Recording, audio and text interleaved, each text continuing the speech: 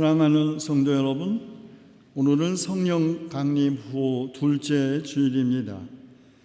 주 예수 그리스도의 이름과 우리 하나님의 성령으로 우리를 씻겨주시고 거룩하게 하시고 의롭게 하신 주님께서 우리를 부르셨으니 영과 진리로 하나님께 예배 드립시다.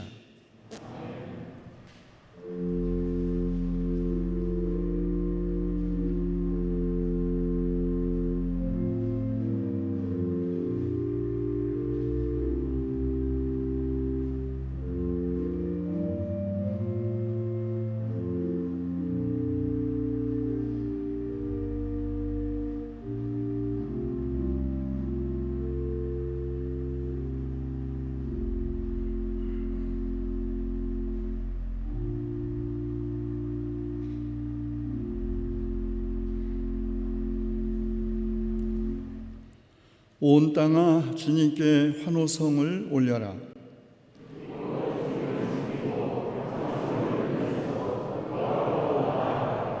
너희는 주님이 하나님이심을 알아라. 그가 우리를 지으셨으니 우리는 그의 것이요 그의 백성이요 그가 기르시는 양이다.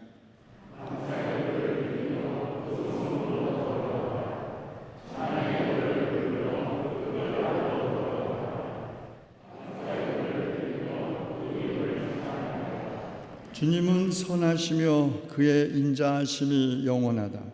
그의 성실하심 대대에 미친다.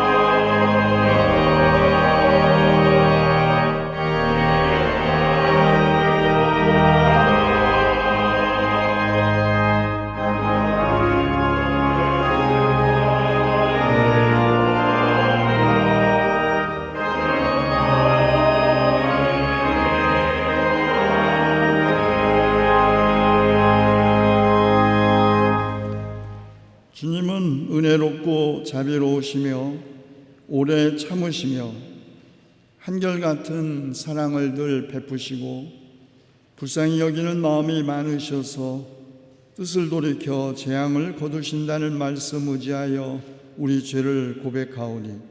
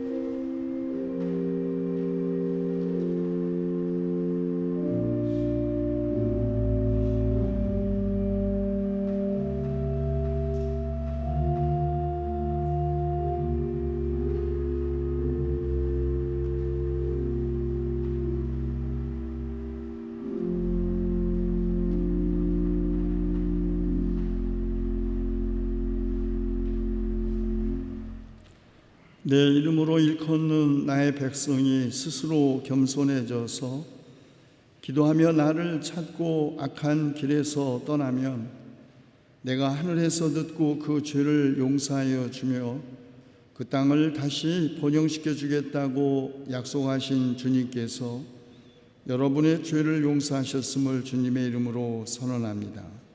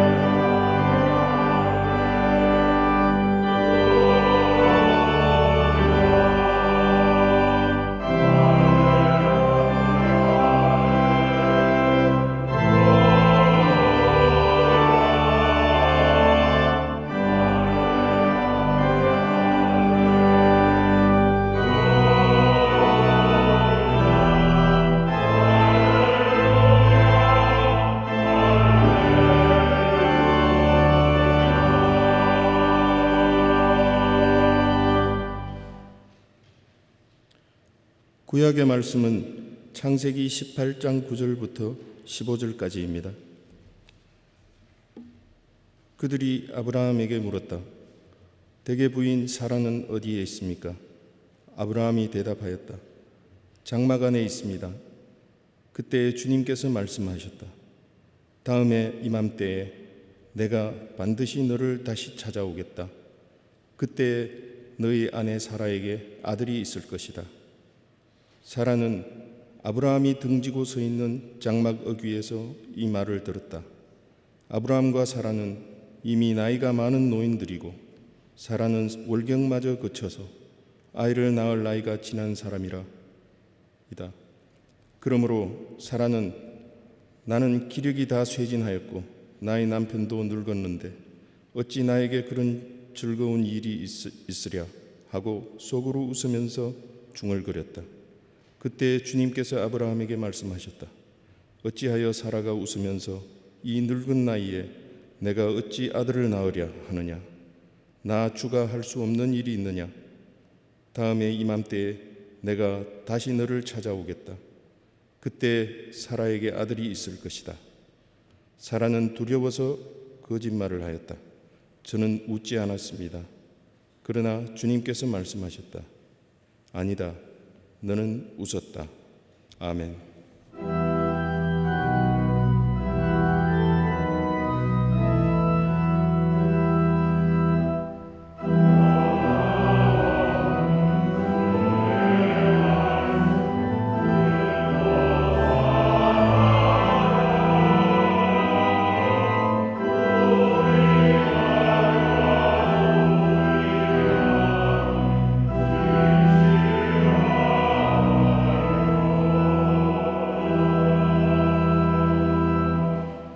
서신의 말씀 로마서 5장 1절에서 8절입니다. 그러므로 우리는 믿음으로 의롭다 하심을 받았으므로 우리 주 예수 그리스도로 말미암아 하나님과 더불어 평화를 누리고 있습니다. 우리는 또한 그리스도로 말미암아 지금 서 있는 이 은혜의 자리에 믿음으로 나오게 되었으며 하나님의 영광에 이르게 될 소망을 품고 자랑을 합니다. 그뿐만 아니라 우리는 환난을 자랑합니다. 우리가 알기로 환난은 인내력을 낳고 인내력은 단련된 인격을 낳고 단련된 인격은 희망을 낳는 줄을 알고 있기 때문입니다. 이 희망은 우리를 실망시키지 않습니다. 하나님께서 우리에게 주신 성령을 통하여 그의 사랑을 마음속에 부어주셨기 때문입니다. 우리가 아직 약할 때 그리스도께서는 제때 경건하지 않은 사람을 위하여 죽으셨습니다. 의인을 위해서라도 죽을 사람은 거의 없습니다. 더욱이 선한 사람을 위해서라도 감히 죽을 사람은 드뭅니다. 그러나 우리가 아직 죄인이었을 때 그리스도께서 우리를 위하여 죽으셨습니다. 이리하여 하나님께서는 우리들에 대한 자기의 사랑을 실증하셨습니다. 아멘.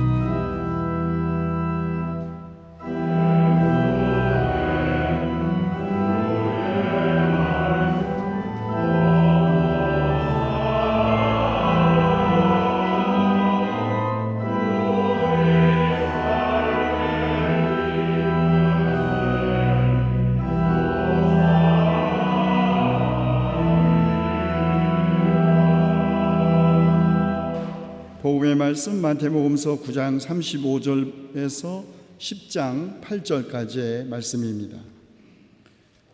예수께서는 모든 도시와 마을을 두루 다니시면서 유대 사람의 여러 회당에서 가르치며 하늘나라의 복음을 선포하며 온갖 질병과 온갖 아픔을 고쳐주셨다. 예수께서 무리를 보시고 그들을 불쌍히 여기셨다. 그들은 마치 목자 없는 양과 같이 고생에 지쳐서 기운이 빠져 있었기 때문이다. 그래서 제자들에게 말씀하셨다. 추수할 것은 많은데 일꾼이 적다. 그러므로 너희는 추수하는 주인에게 일꾼들을 그의 추수밭으로 보내시라고 청하여라. 예수께서 12 제자를 부르셔서 더러운 귀신을 제어하는 권능을 주시고 그들이 더러운 귀신을 쫓아내고 온갖 질병과 온갖 허약함을 고치게 하셨다. 12사도의 이름은 이러하다. 첫째로 베드로라고 부르는 시몬과 그의 동생 안드레와 스베데 아들 야고보와 그의 동생 요한과 빌립과 바돌로메와 도마와 세리 마테와 알페오의 아들 야고보와 다데오와 열혈당원 시몬과 예수를 넘겨준 가롯사람 유다이다.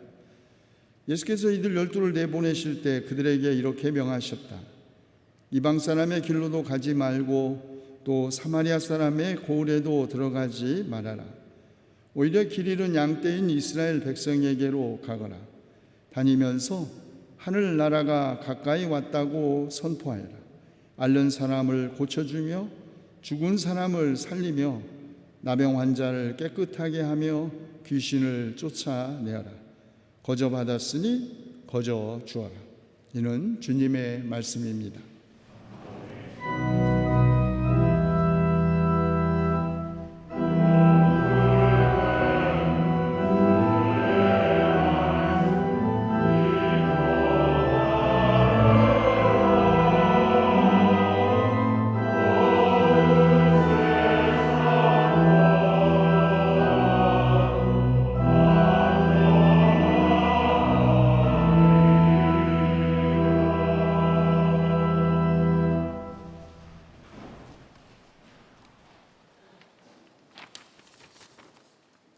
네, 오늘은 교회가 정한 성령 강림 후 둘째 주일입니다.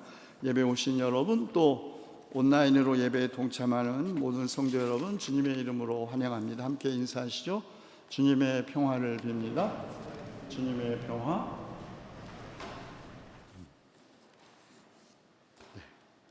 우리 교회 김상훈 집사님과 강기원 집사님의 아들인 김하균 교우가 오는 20일 토요일 오후 1시 우리 교회 본당에서 김수지 교우와 혼인 예식을 갖겠습니다. 축하드리고입니다. 최아람 교우가 오늘 오후 7시 반 금호아트홀 연세에서 비올라 독주회를 갖겠습니다. 그리고 이부성가대 지휘자이신 김선아 집사님이 제52회 기획연주회로 원주 시립합창단과 함께 오는 16일 화요일 저녁 7시 반 원주 백운 아트홀에서 공연이 있겠습니다. 2부 예부 직후에 교육관 203호에서 임시 당회가 있겠고요. 오늘 오후 1시 반에는 본당에서 위원장 전체 회의가 있겠습니다. 오는 6월 우리 그동안 이제 그 사회적 거리 두기를 지키면서 그 예배를 이제 시작을 했는데 오는 6월 21일 주일부터는 유치부, 어린이부, 중고등부 그리고 청년들이 예배를 재개하기로 했습니다. 물론 뭐 사회적 거리두기 다 지키고 방역 지침을 지키고 하지만 이제 예배를 정식으로 시작합니다. 여러분께서 우리 교회학교 또 청년들의 예배 재개를 위해서 기도해 주시기 바랍니다. 조기숙 집사님이 우리 기장총회가 주관하는 6.25 한국전쟁 70주년 한반도 치유와 화해를 위한 평화대회 6월 20일 토요일 오전 11시부터 강원도 철원군 백마고지 전적지에서 공연을 하게 되었습니다. 감사와 축하를 드립니다. 아마 혹시 우리 대부분 또 아시겠지만 우리가 또 이제 온라인 예배를 하고 그 유튜브로 또 예배가 이렇게 전달되는데 저도 진짜 스마트하지 못해가지고 그걸 이제 잘 어떻게 하는지 모르는 그런 분들이 계시면 교회로 전화해서 이걸 어떻게 접촉하고 할 수 있는지 스마트폰 활용 방법을 꼭 문의를 해주시고요. 또 이미 참여하고 계신 분들은 정기 구독 하시고 좋아요를 꼭 눌러주시기 바랍니다. 저는 그걸 어떻게 정기 구독을 하고 그걸 좋아요 뭐 이런 걸 전혀 몰랐는데 아주 혼났어요. 그거 사람들이 줄 때마다 제 핸드폰을 뺏어서 자기가 막 이렇게 하고 정기 구독하고 이제 좋아요를 막 누르는 거예요. 그 왜 그러냐 그랬더니 좋아요 정기 구독이 1000명이 넘어가면 상업적인 것은 광고가 붙는데요. 그리고 광고 수익이 만만치 않다. 만약에 우리 좋아요가 10,000명 정도가 된다. 그리고 구독자가 이러면 그렇다네요. 그러니까 좀 기술을 배우셔서 정기 구독, 좋아요 꾹. 그런데 우리 교회 이미 유튜버들이 많습니다. 제가 우리 조기숙 집사님도 저한테 연락 왔어요. 목사님 좋아요 좀 눌러주세요. 그 뭔가 이렇게 보니까 조기숙의 소매틱 저 이름 몸공부. 우리 김강중 장로님도 하세요. 그러죠? 제가 찾아보니까 김강중 시니어 산촌학교, 정가병 장로님도 정가병의 쉬운 경제 이야기. 제가 혹시 모르는 분 계세요? 나도 유튜브인데 왜 목사님 제 건 안 보냐고. 있으시면 연락을 주세요. 그래서 저는 이게 스마트 시대의 전도 방법 같아요. 우리가 전도지 들고 다 돌아다니지는 못해도 만나는 사람마다 좋은 콘텐츠에 이것을 알리고 참여하게 하는 것도 저는 하나의 전도 방식이라고 생각합니다. 그래서 혹시 그런 거 하시면 교회도 알려주시고 또 널리 확대해서 많은 사람들이 공유할 수 있도록 해주시기 바랍니다. 이제 하나님께 기도 바치겠습니다.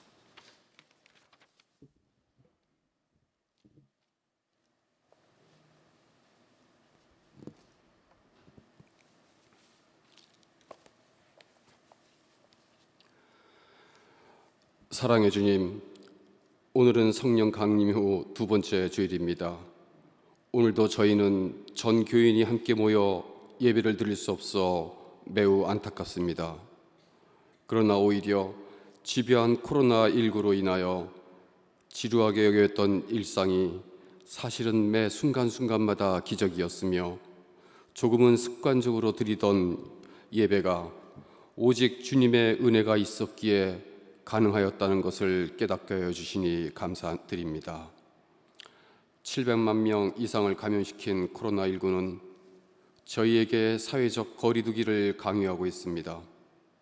주님, 사회적 거리두기가 다른 집단이나 다른 계층에 대한 배타적이며 봉쇄적이고 냉소적인 거리두기가 되지 않게 인도하시며 오히려 그 거리 사이를 찰진 우정이, 두터운 존중이, 넉넉한 관용이 강물같이 흘러다니며 서로에 대한 공감과 이해로 가득 찬 심리적 완충지역이 되도록 소망합니다. 40만 명 이상을 희생시킨 코로나19는 저희에게 잠시 멈춤을 강요하고 있습니다. 산업혁명 이후 지금까지 숨차게 달려온 인류에게 잠시 멈추라고 합니다. 주님, 주님의 창조 섭리에 대한 저희의 배반을 멈추게 하여 주십시오. 주님, 주님의 창조 세계에 대한 저희의 약탈을 멈추게 하여 주십시오. 저희의 무릎을 꿇게 하시고 저희의 뻣뻣한 목을 꺾어 주십시오. 저희를 엄숙한 침묵 속에 가두어 주십시오. 저희들의 눈을 감기시고 저희들의 호흡을 잔잔하게 하여 주십시오. 간절히 회개하게 하시고 간절히 기도하게 하시며 간절히 간구하게 하여 주십시오. 탐욕으로 무뎌진 저희의 오감을 다시 예리하게 하시고 쾌락 속에 갇혀있던 저희의 영성이 다시 풀려날 수 있도록 인도하여 주시길 간절히 원하옵니다. 주님, 저희를 용서해 주십시오. 얼마 전 저희는 두 가지 죽음에 대한 소식을 들었습니다. 하나는 무지와 차별과 증오가 바탕이 된 인종주의에 의한 공평함이 죽었다는 것과 다른 하나는 우리 사회의 건전한 풀뿌리가 되어야 할 가정에서 폭력으로 인하여 우리의 미래가 죽었다는 것입니다. 창녕에서 일어난 아동학대는 차마 말씀드리지 못하겠습니다. 우리들 마음속에 이미 존재하시는 주님, 주님은 우리들의 눈을 통해 세상의 슬픔을 바라보고 계십니다. 주님께서는 우리의 손을 통해 그들을 구원하라고 하십니다. 이 시대의 고아, 이 시대의 나그네의 슬픔을 외면하지 않게 하시며 저희의 손과 발이 주님의 도구가 되는 것을 주저하지 않게 하여 주시기를 원하옵니다. 주님, 오늘은 예배 후에 위원장 전체 회의가 예정되어 있습니다. 가장 어려운 시기에 열리는 회의이나 가장 은혜로운 결과를 이끌어낼 수 있도록 인도하여 주시옵소서. 새 가정을 이룬 교우에게 주님의 특별한 은총을 더하여 주시고 공연을 앞둔 교우에게 평생 잊지 못할 기억이 되게 하시옵소서. 이제는 최수일 담임 목사님의 말씀을 들으며 우리 마음속의 더러움을 쫓아낼 수 있는 소중한 은혜의 시간이 되길 원하옵니다. 이 모든 간구를 우리 주 예수 그리스도의 이름으로 드리옵니다. 아멘.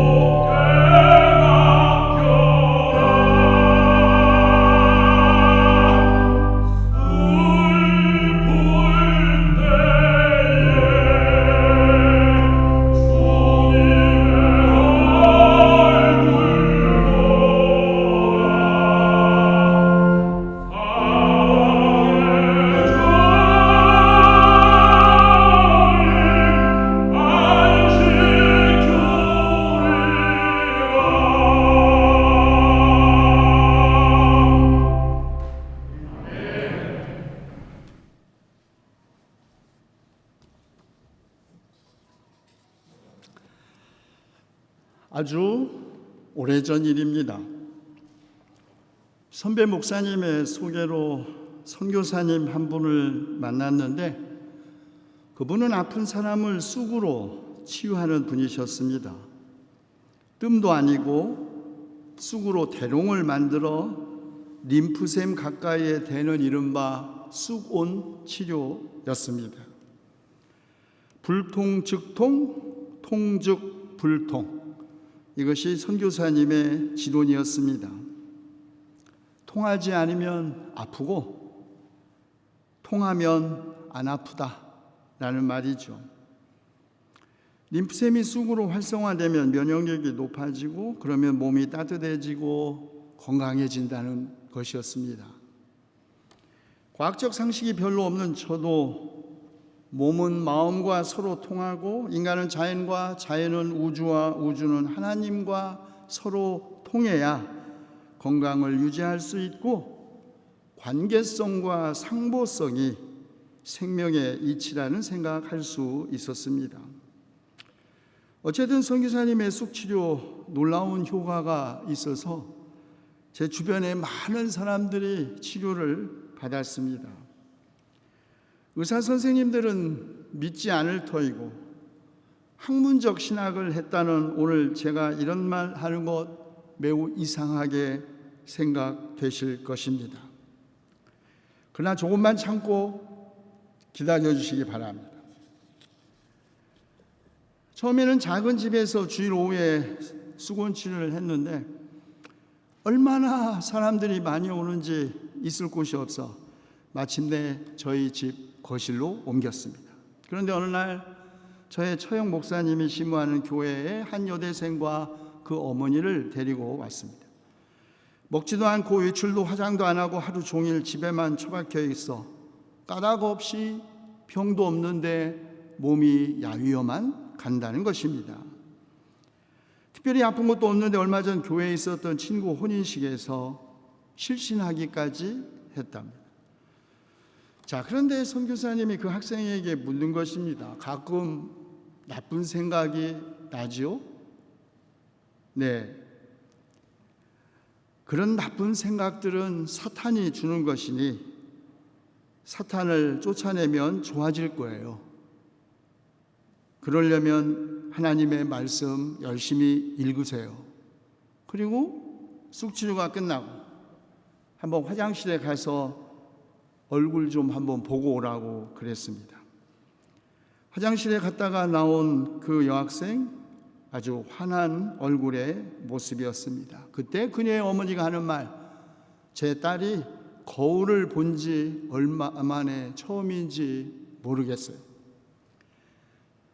저는 이 학생이 그 누구에게도 말할 수 없는 깊은 상처를 받은 것이 아닐까 생각했습니다.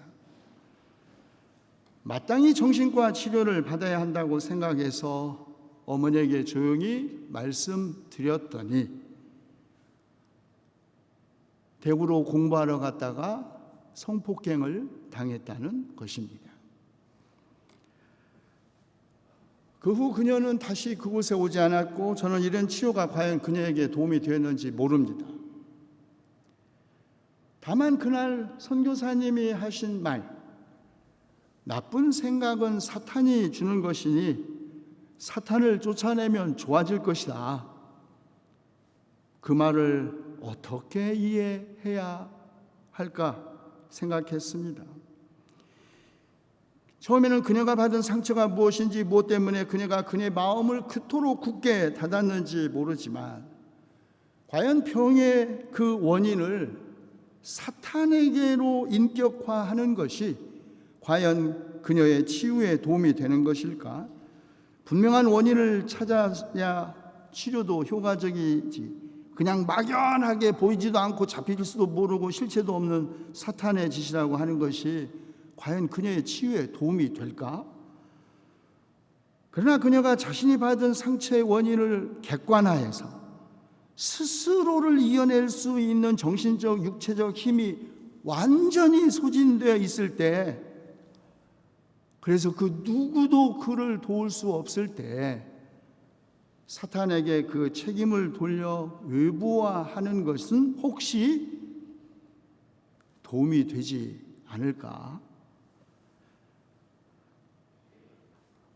우리 가운데 흉막 망측하고 뿔 날린 머리와 꼬리를 흔들면서 창을 사람들에게 휘둘러 상처를 내는 모습에 사탄이 있다고 생각하는 사람 아무도 없습니다.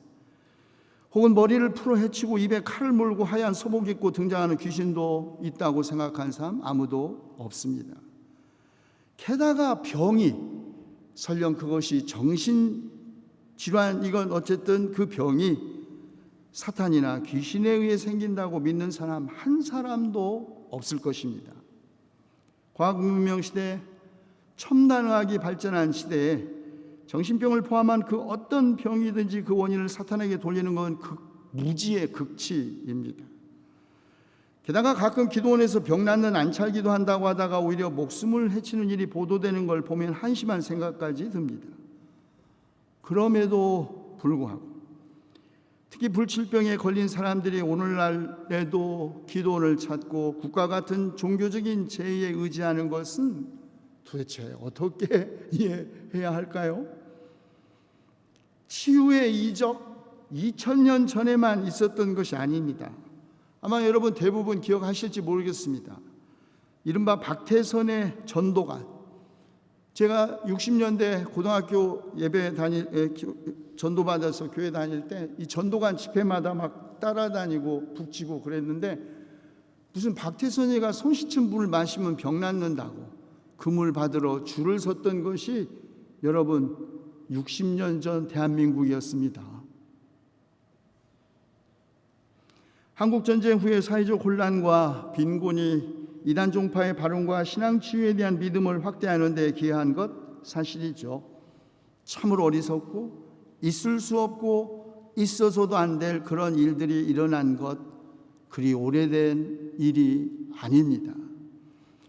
치유를 귀신 축출과 연결시켰던 시대, 귀신을 쫓아내면 병이 낫는다고 믿었던 시대, 그렇게 생각했던 사람들이 살던 시대가 그리 오래전에 있었던 것도 아니고 완전히 사라진 것도 아닙니다. 그런데 문제는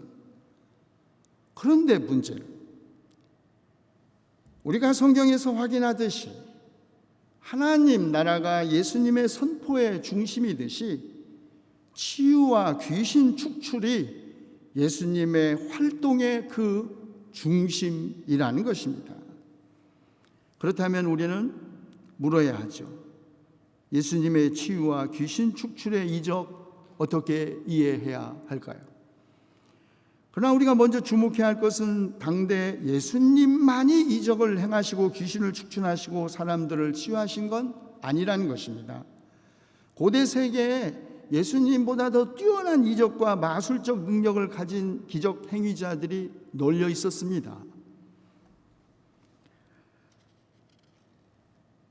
우리는 예수님의 이적과 귀신 축출 치유의 역사성을 의심해서는 안 됩니다.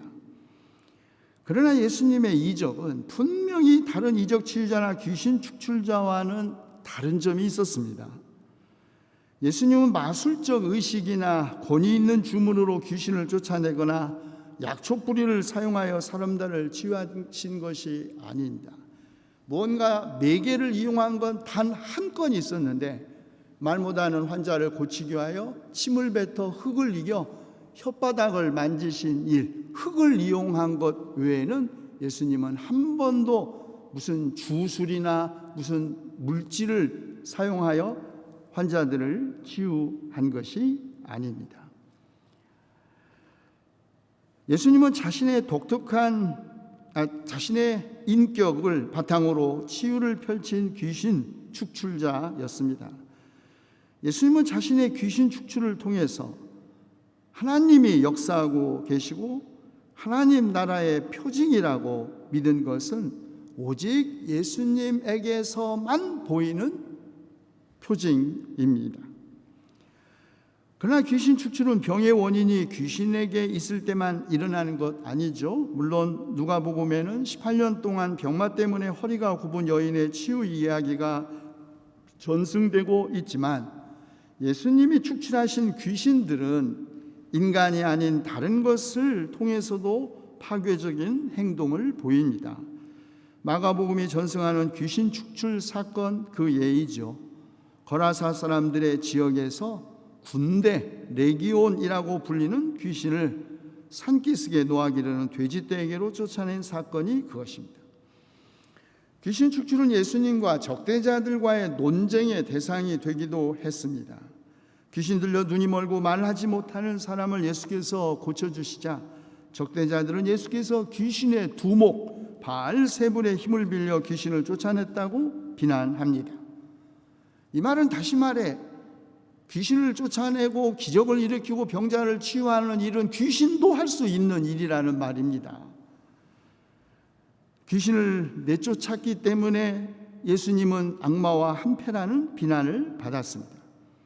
적대자들과 이런 논쟁은 예수님의 귀신 축출 행위가 하나님 나라의 임재와 밀접하게 연관되어 있을 뿐만 아니라 실제로 일어났고 그것이 예수님의 자기 이해에 매우 중요한 의미를 가지고 있었다는 것을 반증해 줍니다. 예수님은 귀신을 축출함으로써 귀신에 사로잡혀 고통받는 인간을 병으로부터 해방하셨을 뿐만 아니라 악의 세력이 마침내 물러갈 새로운 세상으로 나아가는 그 문턱에 지금 우리가 서 있다는 것을 깨닫게 하신 것입니다. 아니, 귀신 축출과 함께 하나님의 나라의 임재와 함께 이미 사탄은 하늘에서 떨어졌고 힘센 사람은 포박당했고 하나님 나라는 이미 왔다. 이것이 예수님의 귀신 축출 사건의 의미입니다. 모든 병이 귀신에게 원인이 있는 것이 아니듯이 예수님의 모든 치유가 귀신 축출로 수행된 것도 아니었죠. 중요한 것은 귀신 축출의 경우와 마찬가지로 치유에도 언제나 믿음의 모티브가 작용했다는 것입니다. 아픈 사람들을 치유하신 후 예수님은 언제나 내 믿음이 너를 구원했다 이렇게 말씀하셨습니다. 내 능력이 너를, 나의 독특한 주술이, 나의 부적이 너를 낫게 했다가 아니라 내 믿음이 너를 구원했다고 말씀하셨습니다.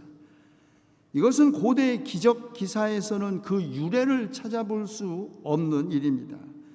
대부분의 고대 기적 이야기들은 기적을 베푸는 자의 카리스마적인 신적 권위를 오히려 추인받고 자신을 우상화하는 데 사용되었습니다. 오직 예수님만이 믿음을 기적에 선행하는 신비한 능력으로 이해했습니다. 사람들은 예수님에게서 기적을 기대하고 왔지만 정작 예수님은 도움을 구하는 당사자 그 자신의 안에 치유의 능력이 있다고 말씀하신 것입니다. 이적이나 치유 능력이 치유자 자신 안에 있다고 주장하고 이적을 자신의 신격화에 사용했던 마술적 치유자들과 예수님은 전적으로 달랐습니다. 치유는 예수님의 자비와 치유받기 원하는 사람의 믿음이 만날 때 일어나는 사건이죠. 자, 그러면 왜 예수님은 귀신을 쫓아내시고 환자들을 치유해 주셨을까요? 마태복음 저자는 사람들이 마치 목자 없는 양, 길 잃은 양떼와 같이 고생에 지쳐서 기운이 빠져 있었기 때문이라고 합니다. 당시에 어떤 사람들이었을까요? 과중한 로마 제국에 바쳐야 할 세금에 시달리고 국내에서는 제사장에게 바쳐야 할 종교세 때문에 시달리고 소장론들은 도시에 사는 대지주들의 억압과 착취에 시달려 지도자 없는 백성, 버려진 사람들, 갈 곳이 없는 사람들, 학대당하고 착취당해 자기 몸 하나 지탱하기 어려운 사람들, 그들이 불쌍했기 때문이라는 것입니다. 우리말로 불쌍히 여기다 라고 번역된 헬라어 동사 스플랑크니조마이는 스플랑크나라는 단어에서 유래했는데, 놀랍게도 이 단어는 우리의 내장을 의미합니다. 누구를 불쌍히 여기다, 이 말은 내 내장이 뒤틀어지는 아픔을 느끼다 라는 뜻이라는 말입니다. 누군가를 불쌍히 여기는 건 단지 관념적으로 느껴지는 게 아니라 내 위가 틀어지게 아프거나 심장이 멈추는 것 같은 통증을 몸으로 느끼는 것이라는 말이죠. 의붓어머니에게 7시간 가로 44cm, 세로 60cm 여행용 가방에 갇혔다가 목숨을 잃은 9살 소년, 창녕에서 목에 쇠사슬을 채우고 끈을 테라스 난간에 묶어두고 폭행과 학대를 한 계부로부터 도망친 11살 소녀가 그를 도와준 한 청년이 이끈 마트에서 허겁지겁 라면을 먹는 소녀, 11살 소녀, 지난 25일 백인 경찰관에게 무릎으로 목이 졸려 죽어가던 흑인 조지 플로이드의 모습을 볼 때 어쩌면 우리 모두가 다 느꼈을 그 온몸으로 느꼈을 통증, 위가 뒤틀리는 그런 고통, 이것이 불쌍히 여기는 마음입니다.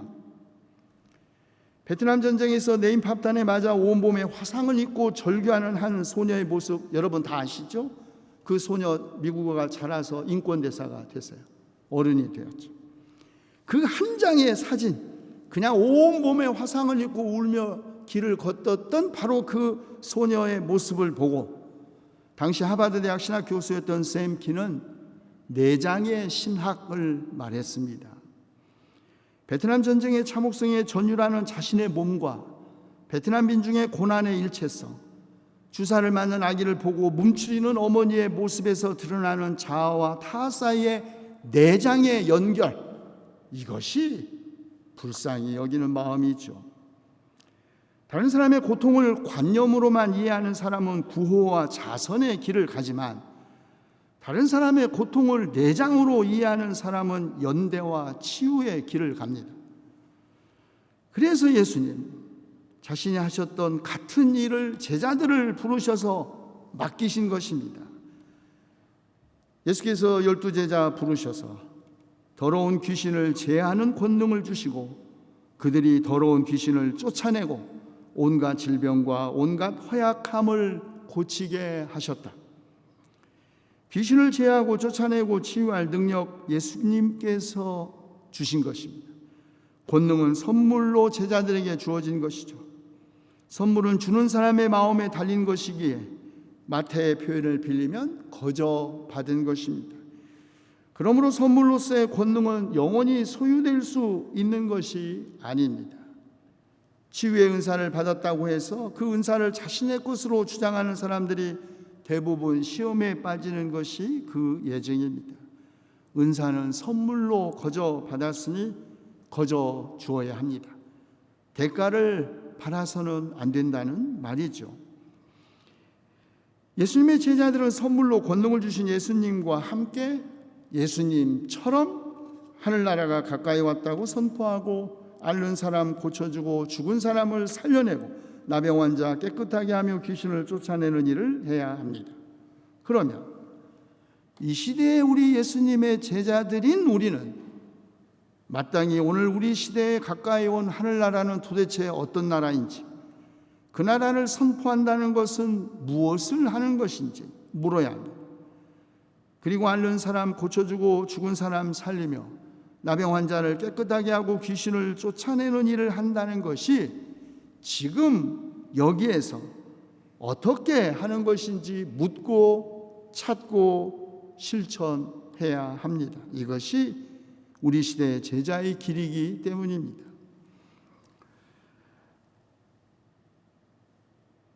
하나의 유령이 유럽을 떠돌고 있다. 공산주의라는 유령이 옛 유럽의 모든 세력이 연합하여 이 유령을 잡기 위한 성스러운 사냥몰이에 나섰다. 1848년 칼 막스와 프리드리히 엥겔스가 쓴 공산당 선언의 첫 서문입니다. 공산주의는 그 후 더 이상 유령이 아니라 체제가 되었습니다. 보이지 않지만 강력한 힘을 가지고 배회하던 유령이 국가 체제로 구체화되자 그 유령 더욱 강력해졌고 수많은 사람들의 목숨을 빼앗아 파괴한 역사 우리는 기억하고 있습니다. 한때 유럽을 떠돌던 유령이 인격화된 악의 세력 혹은 체제화된 악의 세력으로 세계를 지배했던 것이죠. 그 시대에 지나갔습니다. 그러면 오늘 우리 시대의 더러운 귀신은 누구일까요? 그것은 더 이상 개인적 질병의 원인이 아닙니다. 그것은 체제가 된 악한 세력이죠. 제국, 전쟁, 약탈적 자본주의, 배금주의, 인종주의, 성차별주의 등등의 다른 이름과 얼굴을 가지고 있습니다. 그러면 우리 시대의 더러운 귀신은 어떻게 쫓아낼 수 있을까요? 사도 바울은 죽음으로 자신의 사랑을 실증하신 예수 그리스도에 대한 믿음으로 가능하다고 합니다. 더러운 귀신을 제어하는 능력을 주시는 예수 그리스도에 대한 믿음 없이는 더러운 귀신을 축출할 수 없다는 것이죠. 그러나 우리 시대의 더러운 귀신에 사로잡히지 않고 또 그 세력으로부터 벗어나는 것 쉬운 일이 아닙니다. 그러기 위해서 우리가 노력하면 노력할수록 오히려 환난을 당할 것임을 사도 바울도 알고 있었습니다. 그러나 환난은 인내력을 낳고 인내력은 단련된 인격을 낳고 단련된 인격은 희망을 낳는다는 것, 그리고 이 희망 결코 우리를 실망시키지 않는다는 것도 알고 있었습니다. 왜냐하면 하나님께서 우리에게 주신 성령을 통하여 그의 사랑 우리 마음속에 부어주셨기 때문입니다. 하나님의 사랑 없이는 우리의 믿음을 지킬 수 없고 이런 믿음 없이는 하나님의 사랑을 희망할 수 없습니다. 오늘 한창 더운 대낮에 장막 어귀에 앉아있던 아브라함에게 3명의 나그네가 나타나 아브라함의 아내 사라가 한 해 후에 아들을 얻을 것이라고 약속합니다. 저는 이 이야기를 읽을 때마다 저도 웃어요. 사라만 웃은 게 아니라 저도. 여러분 한번 생각해 보세요.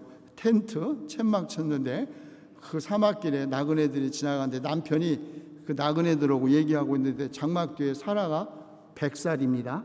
100살 할머니 이렇게 듣고 있는데 네 아내 사라가 내년에 아들을 얻을 거야. 안 웃을 여자 있으면 한번 손 들어보세요. 진지하게 야 감사합니다 하나님, 야 내가 내년에 아들 낳는데요. 사라는 이미 단산한 지 오래, 남편도 나이가 들어 아기를 낳을 수 있는 가능성이 없었어요. 가능성 없는 기적을 예언해서 하면은 사람들이 웃습니까? 놀라지요. 그런데 사라가 웃었어요. 왜 웃었을까요? 사라가 왜 웃었냐면 하나님께서 자기를 아브라함과 자기를 불러서 너희들을 통하여 너희들의 후손이 하늘의 별처럼 많게 될 것이라고 축복한 지 지금 몇 년이 지났습니까? 지연된 하나님의 약속, 믿을 수 없었기 때문입니다. 그러자 그 천사들이 말하죠. 하나님께서 하실 수 없는 일이 있느냐? 하나님께서 하실 수 없는 일 없지요. 그러나 하나님께서 이 말씀을 사라에게 하신 것은 하나님의 전능하심을 과시하거나 통찰력이나 이적을 신성의 증거로 사용하기 위한 것이 아닙니다. 이 이야기의 핵심은 하나님의 약속의 성취가 비록 지연되는 것처럼 보여도 하나님은 반드시 자신의 약속을 지키시는 분이시고 자신의 약속에 신실하신 분이심을 나타내는데 이 세 나그네와 사라의 이야기의 핵심이 있습니다. 예수님은 사람들이 마치 목 잡는 양과 같이 고생에 지쳐서 기운이 빠져 있을 때 제자들에게 말씀하시죠. 추수할 것은 많은데 일꾼이 적다. 여러분, 이 말 잘 이해하셔야 합니다. 그러니 일꾼들을 보내달라고 기도해라, 이렇게 말씀하셨어요. 추수할 건 많은데 일꾼이 없으니 니네들이 가서 해, 이렇게 안 하시고 제자들에게 그러니 일꾼을 보내달라고 기도하라 그랬습니다. 이 말은 추수 때가 가까운 이 체제화된 악이 지배하는 시대, 인간의 힘으로 이길 수 없다는 말입니다. 우리 힘으로 이 악의 세력 이길 수 없습니다. 하나님께서 보시는 그 일꾼들, 천사들과 함께 비로소 우리는 이 악의 세력을 이길 수 있다는 것입니다. 고난의 때가 하나님의 추수 때라는 것이죠. 추수할 때, 곧 역사가 그 전환기를 맞이할 때는 사람들이 고생에 지쳐서 기운이 빠져 있을 때와 같은 때라는 말입니다. 인간의 능력이 한계에 도달했을 때 하나님이 개입하여 위대한 행위를 하려고 하십니다. 지금이 바로 그때입니다.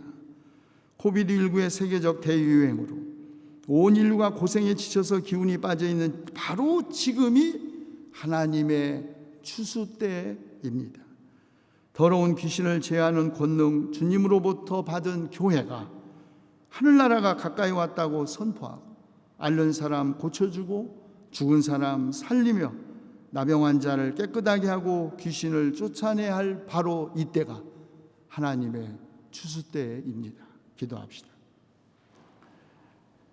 제자들을 부르셔서 더러운 귀신을 제하는 권능을 주시고 그들이 더러운 귀신을 쫓아내고 온갖 질병과 온갖 허약함을 고치게 하신 주님, 오늘 우리에게도 더러운 귀신을 제하는 권능을 주셔서 우리 시대의 더러운 귀신들을 쫓아내고 온갖 질병과 허약함으로 고생하며 기운이 빠져 있는 사람들을 치유하고 이들과 함께 하나님의 영광에 이르게 될 소망을 품고 가까이 온 주님의 나라를 선포하게 하시옵소서.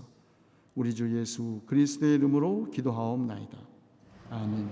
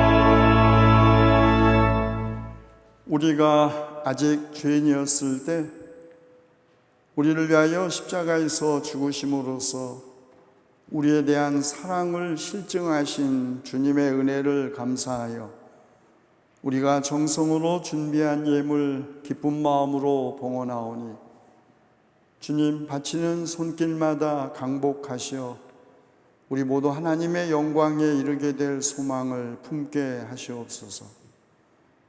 지금은 우리가 코비드19의 세계적 대유행으로 말할 수 없는 고통과 고난 속에 있으니 성령을 통하여 주님의 사랑 우리 마음속에 부어주시어 환난 속에서 인내력을, 인내력 속에서 단련된 인격을, 단련된 인격으로 희망을 만들어가게 하시옵소서. 나 주가 할 수 없는 일이 있느냐 말씀하신 주님, 주님의 권능으로 코비드19 사태가 진정되게 하여 주셔서 더 이상 목숨을 잃거나 고통받는 사람 없게 하시고 침체된 경기도 되살아나 젊은이들은 일자리를 찾아 활기차게 살 수 있게 해 주시옵소서. 우리 교회 모든 성도들이 함께 모여 큰 소리로 주님을 찬양할 수 있는 날 속히 오게 하셔서 주님의 영광 온 누리에 드러내게 하시옵소서. 우리 주 예수 그리스도의 이름으로 감사하며 기도하옵나이다.